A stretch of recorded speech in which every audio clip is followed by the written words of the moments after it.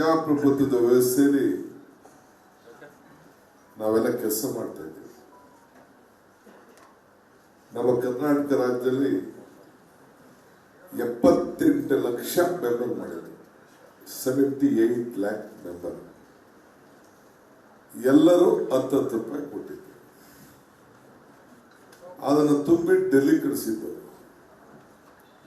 ಅವರು ನಮಗೆ ಒಂದಷ್ಟು ಪರ್ಸೆಂಟ್ ವಾಪಸ್ ಕೊಡಬೇಕಾಗಿದೆ.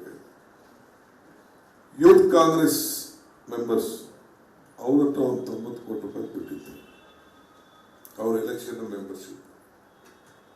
ಇವೆಲ್ಲ ACC ಪಾರ್ಟಿ ಅಕೌಂಟ್ಗೆ ಹೋಗ್ತಿತ್ತು. ನಾನು ಎಲೆಕ್ಷನ್ಗೆ ಟಿಕೆಟ್ಗೆ 2 ಲಕ್ಷ ಕಲೆಕ್ಟ್ ಮಾಡಿದ್ದೆ. 21-22 ಕೋಟಿ ಬಂದಿತ್ತು.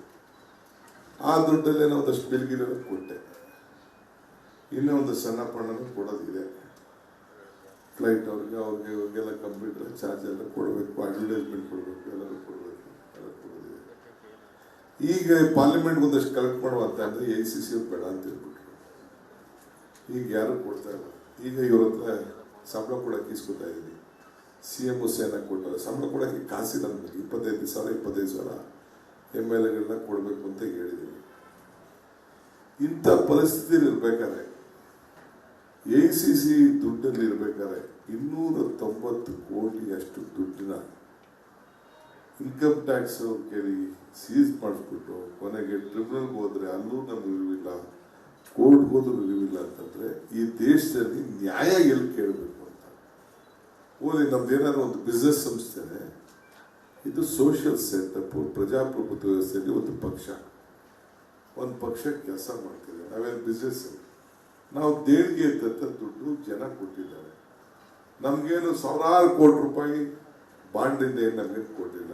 ನಮ್ಗೆ ಕೊಟ್ಟಿರೋದು ಓನ್ಲಿ 15%. ಆಮೇಲೆ ಓನ್ಲಿ 15% ಮಾತ್ರ.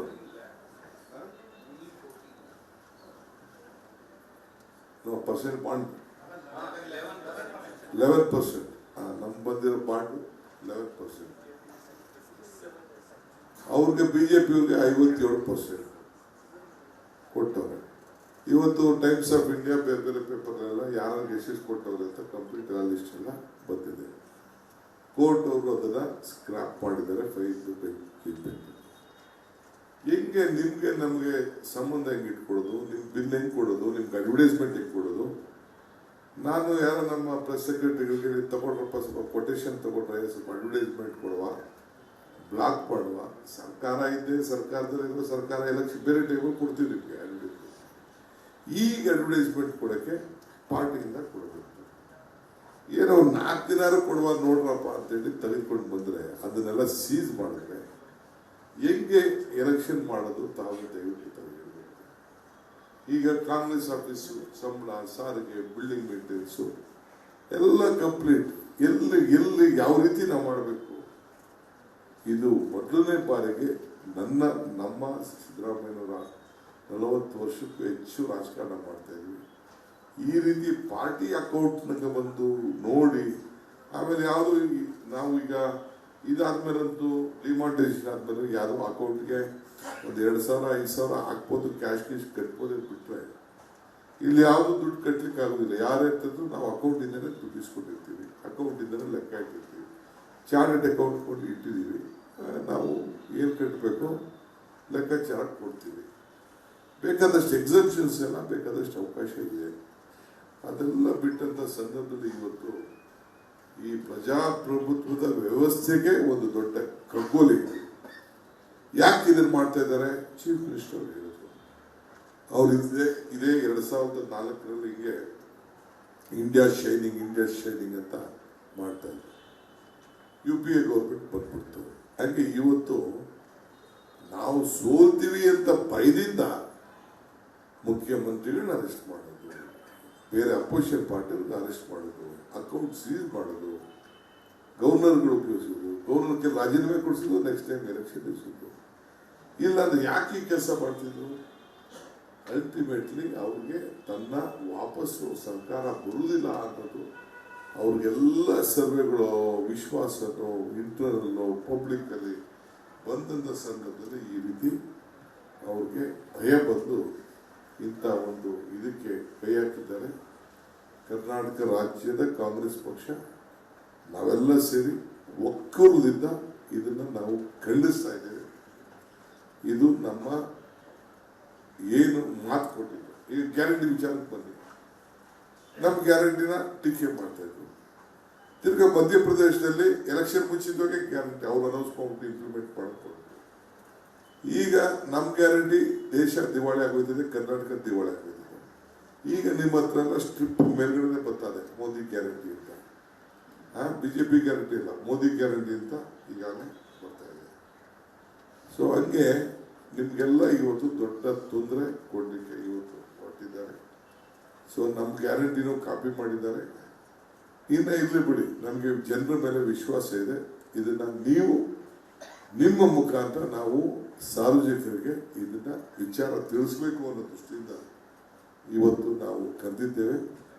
ನಮಗೆ you are our strength, you are our ambassadors, you are the protectors of democracy, you are the part and parcel and the pillars of the democracy. Through you, we want you to send a message that we will come back, we will protect the Constitution, we will fight for the people of Karnataka, we will form a federal, India will form a government at this center. ಇವತ್ತು ಮಾಧ್ಯಮಗಳಿಗೆ add ಕೊಡೋದು ಅದೊಂದು ಯಾವುದೋ ಒಂದು ನಮ್ಮ notice ಬರುತ್ತೆ, ಜಾಹೀರಾತು ಬರೋದು ಬೇರೆ, ಕೊಡೋಕ್ಕೆ ಹಣ ಇಲ್ಲ. ಇನ್ನೇನೇನು ಮಾಡಬೇಕು ಗೊತ್ತಿಲ್ಲ ನನಗೆ. ನೋಡೋಣ, ಇವತ್ತೆಲ್ಲ ಕೂತ್ಕೊಂಡು ನಾವೆಲ್ಲ ಕೂತ್ಕೊಂಡು ನಾವು ಮಾತಾಡ್ತೀವಿ. ಏನಾದ್ರು ಮಾಡಿ ನಮ್ಗೆ ಸಹಾಯ ಮಾಡಬೇಕು ಅಂತ ನಮ್ಗೆ ಆಸೆ ಇದೆ. ನಾವು ಮಾಡ್ತೀವಿ. ನೆಕ್ಸ್ಟು ನಮ್ಮ ಗೌರ್ಮೆಂಟು ಕೋಡ್ ಆಫ್ ಕಂಡಕ್ಟ್ ಆದಮೇಲೆ ನಮ್ಮ ಎಲೆಕ್ಷನ್ಸು ಬರ್ತದೆ. ಎಲೆಕ್ಷನ್ಸ್ ಬೇರೆ ಬೇರೆ ನಾವೆಲ್ಲ ಮಾಡ್ತೀವಿ. ನಿಮಗೆಲ್ಲ ನಾವು ಮಾಡ್ಕೊಂಡು ಬಂದಿದ್ದೀವಿ. ಪರ ಬರಲಿ ವಿರೋಧ ಬರಲಿ ಏನೇ ಬರಲಿ ನಾವು ಲೆವೆಲ್ ಪ್ಲೇಯಿಂಗ್ ಫೀಲ್ಡ್ ಮಾಡ್ತಾಯಿದ್ದೀವಿ. ಆದರೆ ಇವತ್ತು ಅನ್ಯಾಯ ಆಗಿದೆ. ಅನ್ಯಾಯ ಆಗಿದ್ದಕ್ಕೆ ನೀವು ಜನರ ಪರವಾಗಿ ರಕ್ಷಣೆ ಬರಬೇಕು, ನಮ್ಮ ಪರವಾಗಿ ರಕ್ಷಣೆ ಬರಬೇಕು, ಜನರ ಭಾವನೆಗೆ ನೀವು ಧ್ವನಿ ಆಗಬೇಕು ಅಂತೇಳಿ ತಮ್ಮಲ್ಲಿ ನಾನು ಪ್ರಾರ್ಥಿಸಿ, ಇವರು ಮಾಡ್ತಾ ಇರೋಂಥ ಪ್ರತಿಯೊಂದು ಕೃತ್ಯ ಕೂಡ ನಾವು ಖಂಡಿಸಿ ಈ ಮಾಧ್ಯಮ ಗೋಷ್ಠಿಯನ್ನು ನಾವು ಮುಗಿಸ್ತಾ ಇದ್ದೀವಿ. ನಮಸ್ಕಾರ. ನಮಸ್ಕಾರ. ಕರ್ನಾಟಕ ಪ್ರೈಮ್ ಟೈಮ್ಗೆ ಸ್ವಾಗತ. ನಾನು ಜಯಪ್ರಕಾಶ್ ಶೆಟ್ಟಿ. ಇಡೀ ಕರ್ನಾಡು ಇವತ್ತು ರೆಬೆಲ್ ಆಗಿ ನಿಂತಿದೆ. ಈ ಹಗರಣಗಳನ್ನು ಸದನದಲ್ಲಿ ಪ್ರಸ್ತಾಪ ಮಾಡಲು ಕೂಡ ಕಾಂಗ್ರೆಸ್ ಹಿಂದೇಟು ಹಾಕಿದ್ದೇಕೆ? ನಿಮ್ಗೆ ಸಂಬಳ ಅದಕ್ಕೆ, ನಿಮಗೆ ವಾಹನ ಅದಕ್ಕೆ, ನಿಮಗೆ ವೆಪನ್ ಅದಕ್ಕೆ, ನೀವು ಅದನ್ನು ಸೆರೆ ಹಿಡಬೇಕಾಗಿದೆ. ನೀವು ವಿದ್ಯುತ್ ಬರ ಇದೆ ಅಂತ ಹೇಳ್ತಾ ಇದ್ದೀರಿ. ಎಲ್ಲಿ ಬರ ಇದೆ ನೀವು ಹೇಳಬೇಕು. ಪಾಕಿಸ್ತಾನ್ ಆಕ್ಯುಪೈಡ್ ಕಾಶ್ಮೀರ್ ಅದು ಎಂದೆಂದಿಗೂ ನಮ್ಮದು. 40 ಮೆಷಿನ್ಗಳು ತಂದಿತ್ತು ನೋಟ್ ಎಣಿಸುವುದಕ್ಕೆ, ಅದೇ ಹಾಳಾಯಿತು. ಮಥುರಾದ ಗಲಾಟೆ ಇದೆಯಲ್ಲ, ಅದು ಸ್ಥಳೀಯವಾಗಿ ಕೂತು ಪರಿಹರಿಸಬಹುದಾದಂಥ ಕಾನೂನಿದೆ. ಗ್ಯಾರಂಟಿ ಯೋಜನೆಯಿಂದ ನಷ್ಟ ಆಗಿದೆ, ಲಾಭ ಆಗಿದೆ, ದಯವಿಟ್ಟು ಹೇಳಿ. Dawood Ibrahim most wanted criminal ಯಾವಾಗಾದ ಅಂದರೆ ಇಲ್ಲಿ ತನಕ ಭಾರತ ದೇಶದಲ್ಲಿ ಓರ್ವ ದಲಿತ ಪ್ರಧಾನಿಯಾದಂಥ ಇತಿಹಾಸವೇ ಇಲ್ಲ. ರಿಪಬ್ಲಿಕ್ ವರ್ಲ್ಡ್ ಆಪ್ ಇದು ಕೇವಲ ಅಪ್ಲಿಕೇಶನ್ ಅಲ್ಲ, ಸಮಗ್ರ ಸುದ್ದಿಗಳ ಸಂಪರ್ಕ ಮಾರ್ಗಕ್ಕೆ ಕ್ರಾಂತಿಕಾರಿ ಬದಲಾವಣೆ. ರಿಪಬ್ಲಿಕ್ ವರ್ಲ್ಡ್ ಆಪ್ ಕೇವಲ ಸುದ್ದಿ ಅಪ್ಲಿಕೇಶನ್ ಅನ್ನ ಪರಿಚಯ ಮಾಡ್ತಾ ಇಲ್ಲ, ಬದಲಾಗಿ ಡಿಜಿಟಲ್ ಸುದ್ದಿ ಬಳಕೆಯ ಹೊಸ ಯುಗಕ್ಕೆ ನಾಂದಿ ಹಾಡ್ತಾ ಇದೆ. ಇದೊಂದು ಬ್ರೇಕಿಂಗ್ ನ್ಯೂಸ್, ಪ್ರಭಾವಶಾಲಿ ಕಾರ್ಯಕ್ರಮಗಳಿಗೆ ಗಟ್ಟಿಯಾದ ವೇದಿಕೆ. ರಿಪಬ್ಲಿಕ್ ವರ್ಲ್ಡ್ ಅಪ್ಲಿಕೇಶನ್ ಈಗ ಲೈವ್ ಆಗಿದೆ. ಗೂಗಲ್ ಪ್ಲೇ ಸ್ಟೋರ್ ಮತ್ತು ಆಪಲ್ ಆಪ್ ಸ್ಟೋರ್ ಎರಡರಲ್ಲೂ ಲಭ್ಯವಿದೆ. ಈಗಲೇ ಡೌನ್ಲೋಡ್ ಮಾಡಿ.